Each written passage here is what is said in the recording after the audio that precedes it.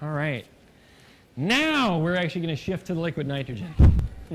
So let's go ahead and bring the stuff out.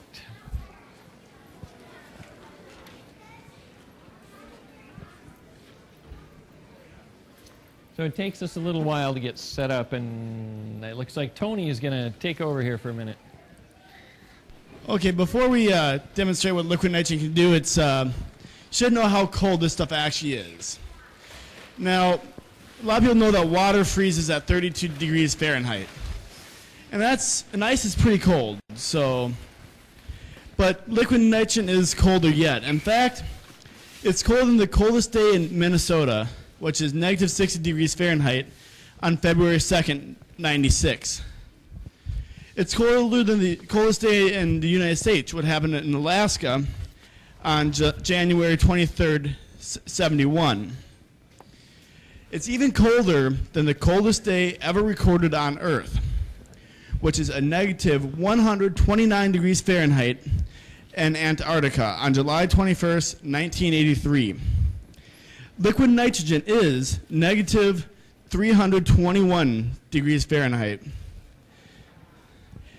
The only thing colder that I could find is Pluto, which is, I guess, no longer a planet, but it's negative 387 degrees Fahrenheit. The coldest theoretical temperature, and pretty much the coldest that we've ever gotten, is negative 459 degrees Fahrenheit. That's how cold liquid nitrogen actually is. Right. So we're going to start out here. We've got some nitrogen and we have a balloon. Now the liquid nitrogen, one other thing I wanted to mention is how common a thing is nitrogen? Is it something you run into in ordinary life? Yes. When you're breathing.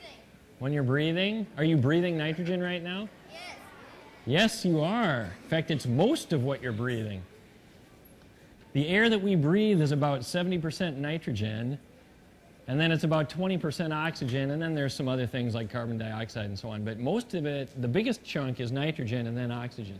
So we breathe this stuff all the time. However, when we're breathing it, it's most certainly not at negative 321 degrees. This stuff looks a little bit like 7-Up or Sprite. No, you would never want to drink it. That's right. But if I pour a little bit of it out, you can actually see these little droplets go cruising around a bit. It's actually boiling. Okay? They've just taken, you can basically take air and compress it and refrigerate it enough and you'll liquefy it. You can get liquid nitrogen that way. And this stuff is used, Mayo in particular goes through quite a bit of this for various things, freezing warts off and other things. All right, now what happens when you cool things down? What often happens to them? Yeah. They freeze. What about, yeah? They shrivel up. They could shrivel up. They could get smaller, yeah.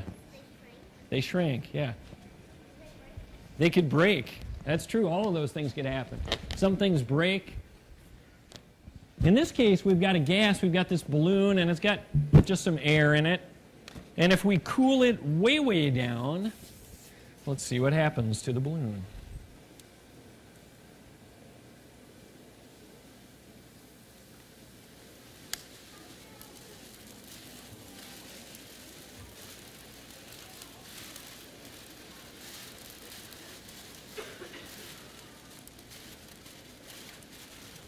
All right, it's getting good and cold, shrinking on down.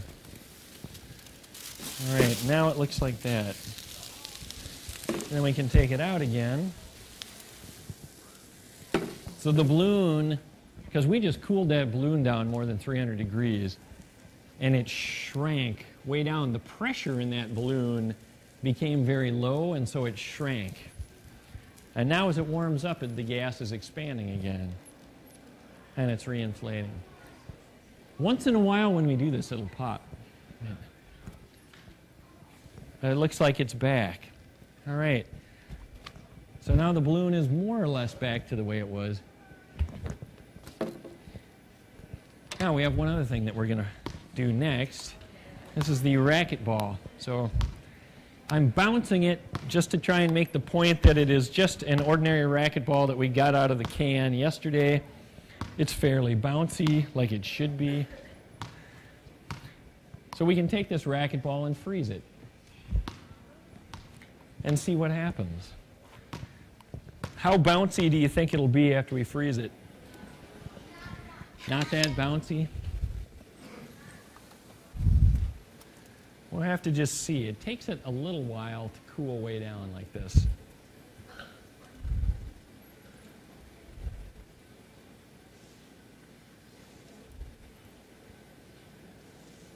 And it's actually this way when you freeze things with this liquid nitrogen. It doesn't happen instantaneously. It takes some time because the stuff is so cold.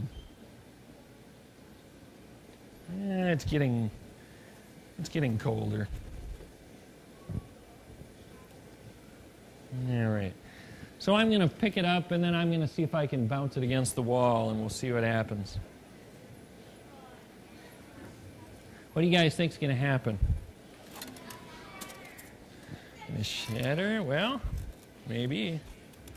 Let's find out. Ah, come here, you.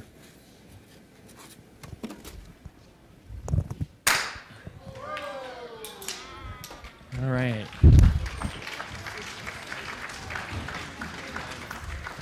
All right. Yeah, it shattered, and it's kind of fun to look at the pieces.